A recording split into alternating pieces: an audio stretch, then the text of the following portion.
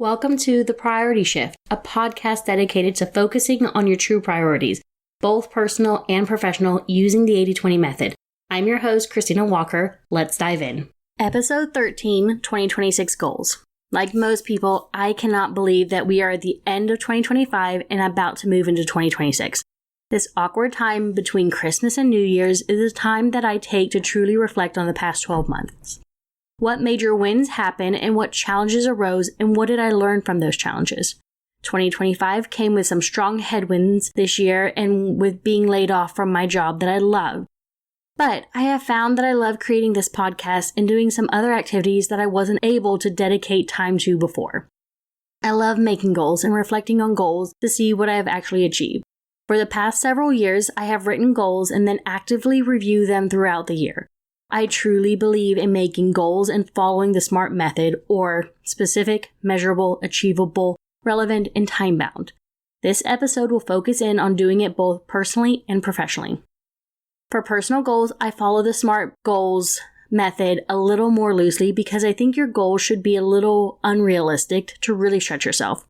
This year, my husband and I set a meeting on the calendar and we sat and worked through a PowerPoint on what each of our goals were as a couple for this year. It was thrilling, I promise. These goals relate to house things like projects and paying down mortgage payments quicker, to health and wellness like planting a garden and eating more home-cooked meals, to being able to physically enjoy walking around France in the summer. These goals speak to us personally and give us a roadmap on where we are wanting to go. We have also made a January monthly goal and are looking ahead to see what is on the horizon for Q1 in general, so January through March. We plug everything into the calendar so that we can be successful and not overcommit ourselves with different tasks. I like to brain dump all of these ideas onto our working boards, and from there we pick the ones that made the most sense and make the biggest impact. Here is where that sneaky 80-20 pops back into play. The few goals that are most exciting to us, and the ones that we talk about and take up the larger portion of our time, energy, and treasures, are the 80s. With these crystal clear goals in hand, it is easier for us to say no to things that would distract us from our goals and to say yes to things that will help drive our goals forward. I really recommend you taking the time to write down your goals and place them somewhere that you see them every single day. I actually have our goals in two places. One is usually on a notepad on my desk that I look at while I'm working, and the other is on a chalkboard hanging at the bottom of our stairs. We literally look at this chalkboard every single morning and multiple times throughout the day. The goals are there actively for us to see and to think about. Professionally, I also really love goals. I thought it was a pretty standard for professionals and companies to have goals for all of their employees, but I have learned since that it's not that way. My first employer was big into SMART goals, and our goals rolled down to each employee and how we contributed to the large overall goal. It was easy for me to see things that I did and why it mattered to the organization. When I became a plant manager and had more moving pieces, I had the same philosophy as above. I had 3 strategic goals each month, and I had smaller goals that were up on a whiteboard to keep me on track for the yearly goals. My entire team could see these goals, and they knew exactly how what they did impacted them.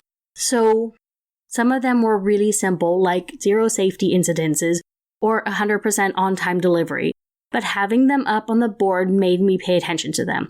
It also made it easy for when my manager came to visit that she could see what I was working on and where we were going as a facilities. Goals in the workplace should be like the goals in a personal level. They need to be visible, talked about, and focused on throughout the year to make sure they are achieved. It does not serve anyone to make goals and then not look at them for an entire year.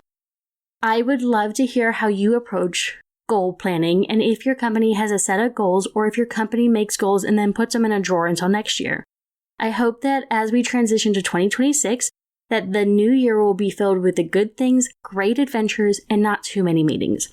That you can begin to apply the 80-20 method to your life and work life, and so that you can spend more time focused on the things that truly matter and make a difference. Happy New Year's.